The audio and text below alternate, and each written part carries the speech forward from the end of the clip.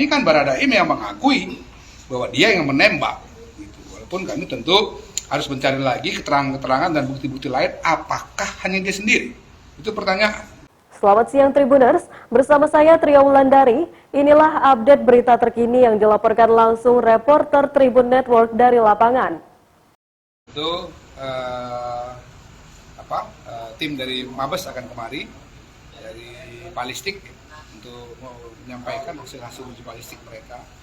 Kita juga sebenarnya masih menunggu, yang tempoh hari kan ada pemeriksaan terkait cyber forensik digital. Kita baru dapat sebagian dan kita juga masih menunggu. Ya mudah-mudahan besok juga bisa sekaligus. Kalau nggak terpaksa kita tunggu lagi untuk melengkapi bahan-bahan terkait dengan komunikasi di antara orang-orang yang ada dalam tempat kejadian perkara itu maupun yang terkait dengan TKP itu.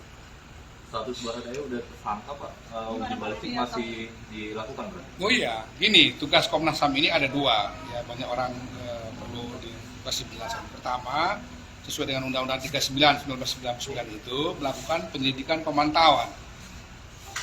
Kalau ada dugaan pelanggaran HAM ya, bukan pelanggaran HAM berat. Kalau HAM berat itu kaitannya dengan Undang-Undang 26 tahun 2000. Tapi dugaan pelanggaran HAM.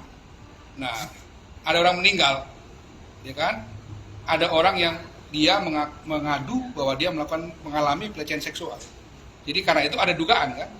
Karena itulah kita masuk melakukan pemantauan penyelidikan.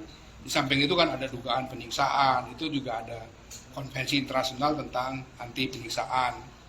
Nah, yang tidak kalah pentingnya dalam hak asasi itu ada yang disebut sebagai access to justice. Setiap orang memiliki hak untuk mendapatkan keadilan hukum. Ditandai dengan apa? Fair trial. Jadi kita kaitkanlah itu dengan tugas yang satunya lagi, pengawasan. Apakah proses penyelidikan dan penyidikan, termasuk nanti proses peradilannya, itu berjalan dengan fair atau tidak? Kalau misalnya ada yang tidak fair, maka kita katakan itu sebagai pelanggaran hak asasi. Tapi kalau dia berjalan dengan fair, maka berarti seluruh norma hak asasi terkait dengan fair trial, access to justice itu dipenuhi. Dalam ranah itu kami bekerja. Tentu berbeda dengan tim sus dan penyidik. Nah sekarang tim sus, penyidik sudah menyatakan Baradae tersangka. Dia tidak bertentangan dengan apa yang kami temukan kan. Pada kami kan Baradae yang mengakui bahwa dia yang menembak. Gitu. Walaupun kami tentu harus mencari lagi keterangan-keterangan dan bukti-bukti lain, apakah hanya dia sendiri? Itu pertanyaan.